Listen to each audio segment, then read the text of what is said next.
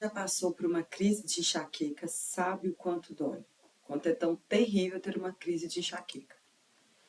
Uma dor intensa que pulsa, que pode durar horas, dias ou até semanas nas crises mais intensas. Se você chegou até esse vídeo, provavelmente você já fez uma bateria de exames que não indicaram nada que pudesse justificar essa dor. E é por isso que eu estou aqui hoje, para que a gente possa, à luz da psicanálise, entender quais são os sintomas, tratamento e o que a gente pode fazer com a enxaqueca. Sou Franciele Fonseca, sou psicóloga clínica, pós-graduanda em clínica psicanalítica e vamos hoje juntas entender esse fenômeno que pode estar ligado à sua saúde emocional. Para a gente entender esse fenômeno tão complexo que é a enxaqueca para a ciência, nós vamos seguir esse seguinte roteiro, passar por essas perguntas. Quais são os sintomas da enxaqueca? O que acontece no nosso corpo quando sentimos enxaqueca? E se a psicanálise pode nos ajudar a lidar com a enxaqueca? Antes da gente começar a responder essas perguntas, deixa eu te mostrar um dado muito interessante. A enxaqueca é a sexta doença mais incapacitante do mundo. Doença incapacitante é aquela que retira a pessoa, inclusive, do seu trabalho, deixa ela incapacitada para trabalhar. Atinge 15% da população mundial, segundo a OMS. Olha isso no Brasil.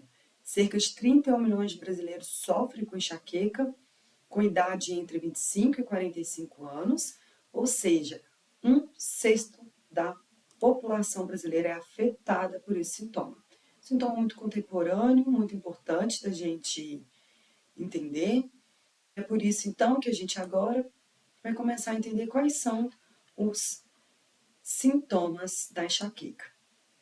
Vamos lá, se você já teve enxaqueca, inclusive, você vai se identificar com a descrição do quadro. A enxaqueca começa assim, você está ali na sua rotina diária, tudo parece normal. Quando você começa a se sentir um pouco mal, é como se você tentasse procurar as palavras e não acessasse bem a memória, você tentasse falar, mas não achasse a palavra, se sentisse meio estranha. Pode ser que você experimente formigamento na palma das mãos, no céu da boca, uma sensação esquisita, um pouco de sono. Essa é o primeiro tipo de enxaqueca. A gente vai ter um segundo tipo de enxaqueca, que é a enxaqueca com aura. Além desse quadro que eu descrevi, o paciente começa a experimentar uma sensação de estar vendo correntes elétricas nos olhos, flashes de luz, alguns pontos embaçados na vista, pontos coloridos. Vai ter esse fenômeno na vista, que a gente vai chamar de enxaqueca com aura. Exatamente essa aura, isso que afeta a visão, que a gente vai entender por quê e como, por que a gente vai ter esse fenômeno na nossa visão na enxaqueca, é o quadro da enxaqueca com aura. Essas luzes, elas infelizmente anunciam que haverá uma grande dor na sequência. Quando o paciente começa a sentir isso, se ele já teve a crise mais de uma vez, ele sabe. Depois desses flashes, uma dor muito intensa vai acontecer. Um outro tipo de enxaqueca que a gente também tem descrita é a enxaqueca chamada de cefaleia em salvas. É uma enxaqueca um pouco mais intensa na sua dor e ela vai ter um fenômeno ainda mais devastador para o paciente.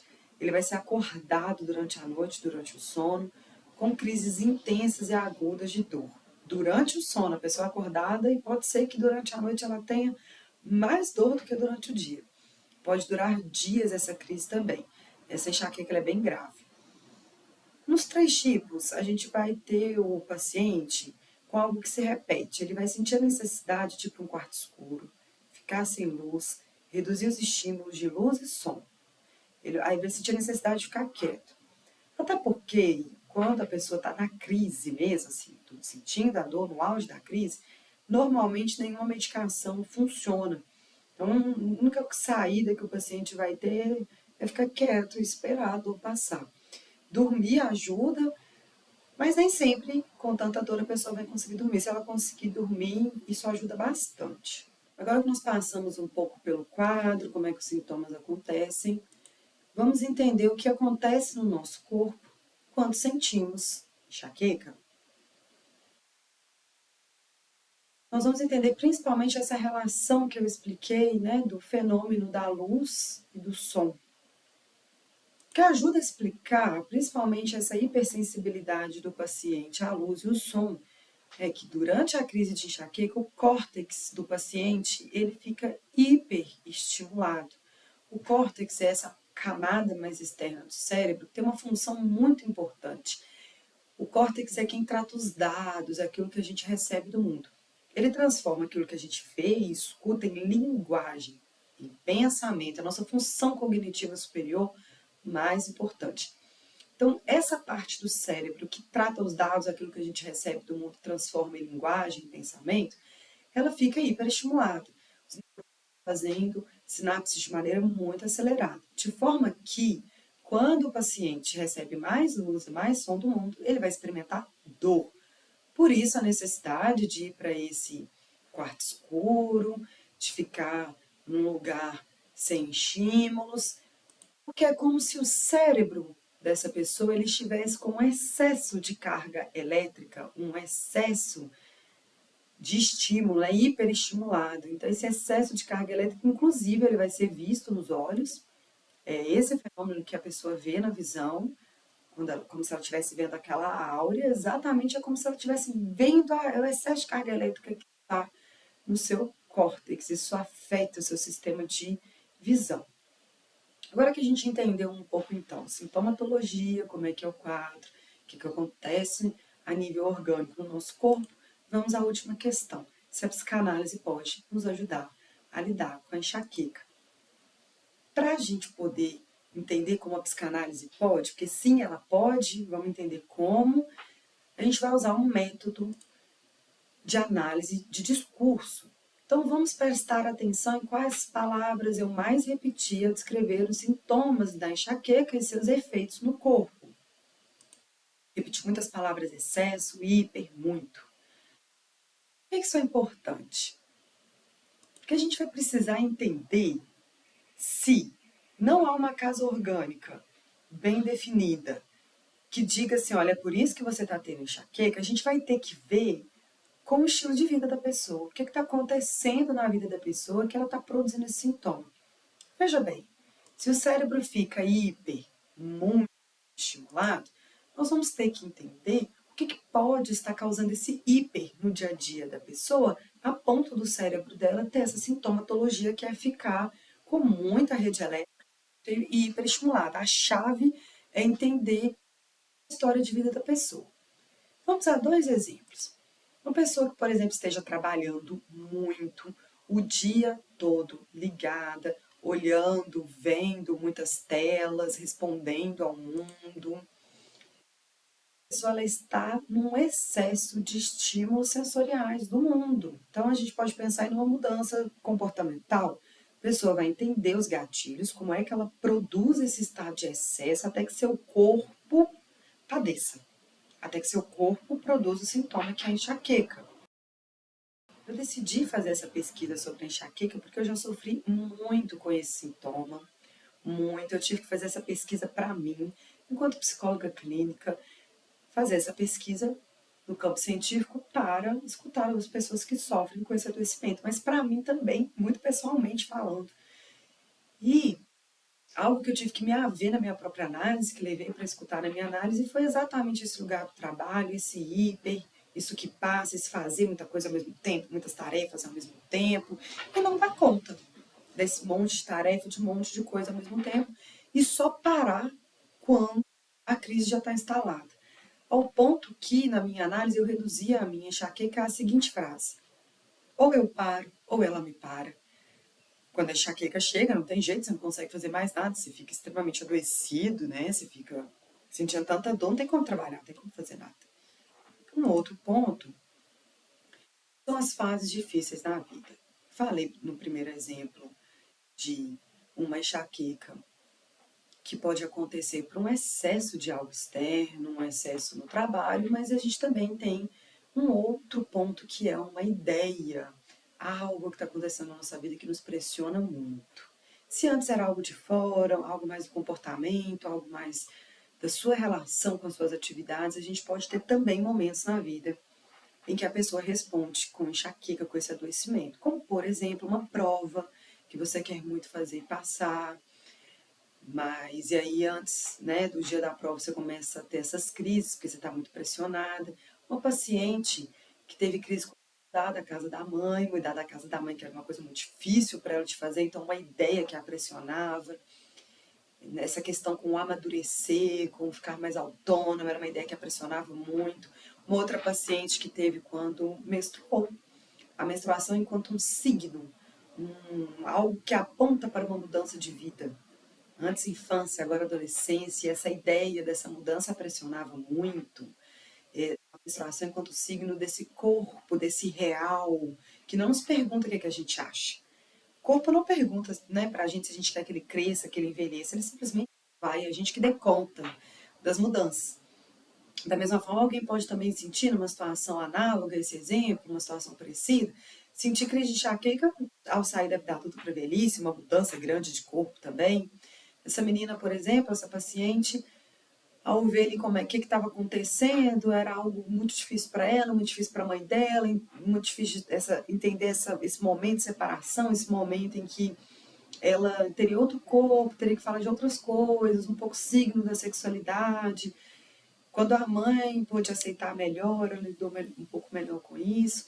Ou seja, a gente vai aos poucos entendendo quais são os gatilhos que levam a pessoa a enxaqueca. Até coloquei essa arte muito interessante, esse quadro que se chama O Grito, de 1893, porque ele fala dessas fases difíceis da vida, ele traduz um pouco a imagem isso, essa vida que às vezes, que nem sempre é fácil, que às vezes aparece como algo aí que nos angustia, né? Como algo que assim nos põe em trabalho.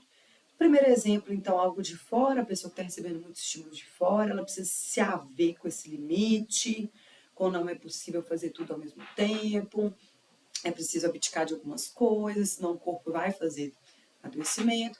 No segundo exemplo, a gente tem algo mais de dentro para fora, uma ideia que pressiona a pessoa, uma fase da vida difícil. Um outro exemplo é um pai, uma pessoa que se torna pai de família e fica muito pressionada, com as contas para pagar, com sustentar aquela família e pode passar a ter crise de enxaqueca, então vai ser preciso falar o que é esse hiper, o que é isso que está passando. O ponto é assim, se enxaqueca tem relação com hiper, precisamos ouvir na história de cada pessoa o que é isso que está passando a ponto de provocar adoecimento no corpo. Ou seja, o que é isso que está demais, está em excesso, que está muito para você, que seu corpo responde desse lugar de adoecimento, fazendo esse sintoma.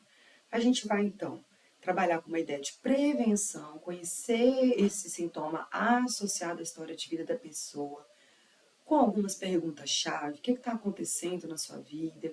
Ou o que estava acontecendo na hora da crise, na época em que você teve a crise, como sua vida estava, para a gente poder tentar identificar quais são esses gatilhos, do que você sofre, o que é difícil de elaborar, de entender. Pano de fundo, as crises vão ter uma relação com o limite.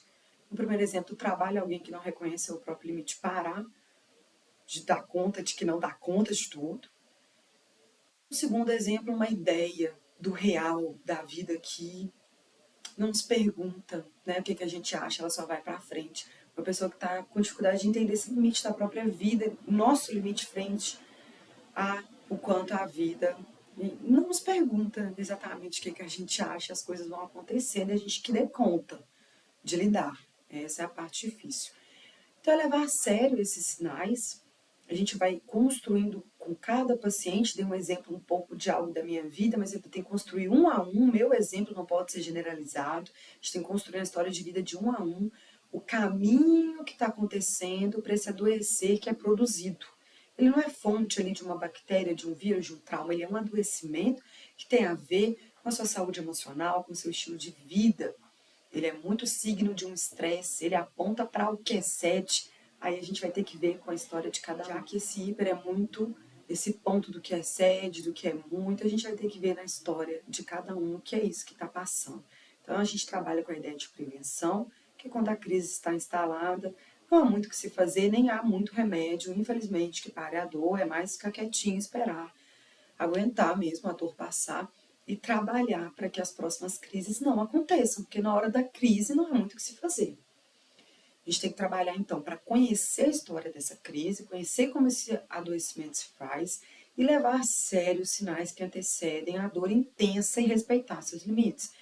Então, por exemplo, uma pessoa que está trabalhando muito, vamos supor que ela vai ter a crise lá na sexta-feira. Lá para terça, quarta-feira, ela começa a perceber, de repente aqui começa a ficar dolorido, ela não está dormindo bem, está muito preocupada, não está fazendo pausas no trabalho, ela já começa a sentir alguns sintomas que antecipam a crise. Ela não escuta, vai no automático, crise. Né? E assim a gente vai ter uma repetição desse sintoma. Então a gente leva a sério o que antecede a história desse sintoma, porque a pessoa possa aprender consigo mesma. O que é que está excedendo, que está muito.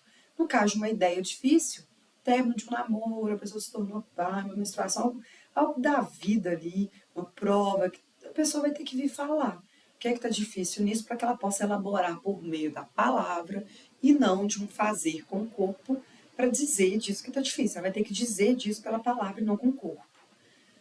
É para conhecer o que está passando e a gente poder ver junto, na história de cada um, o que fazer. Não tem uma fórmula, uma receita, a gente vai ter que ver na história de cada um o que fazer. Aqui eu te dei, assim, um quadro geral para você ter elementos para se escutar. Eu espero muito poder ter te ajudado com as crises de enxaqueca, com esse adoecimento muito terrível. Eu conheço esse adoecimento, eu sei o quanto é difícil. E também estou te dizendo aqui, de maneira bem sincera e realista, o quanto não tem receita, não tem dica prática, assim, que solucione o problema. Tem que cada um ver com a sua própria história o que é isso que está acontecendo, já que é um adoecimento de ordem emocional, não é algo que necessariamente o neurologista vai te dar um tratamento, assim, vai ter que ser algo construído. A psicanálise trata muito desses sintomas que são de ordem inconsciente, de ordem emocionais, adoecimentos que têm a ver com a vida da pessoa. Conta comigo em relação a essa categoria de adoecimentos que são aí o grupo, né, de doenças que a psicanálise estuda. Nessa série você vai ver mais um monte de vídeos sobre esse tipo de doença, eu espero você. Tem o vídeo sobre o que é um adoecimento emocional, assiste, curte, pra você poder entender um pouco mais como é que um adoecimento acontece. Espero mesmo poder ter te ajudado. Deixa aqui no comentário alguma dúvida, algum insight que esse vídeo possa ter te trazido. Conte com psicanálise da vida cotidiana para a gente poder ir desvendando esses fenômenos, esses sintomas, esses adoecimentos e ter uma vida um pouco mais interessante.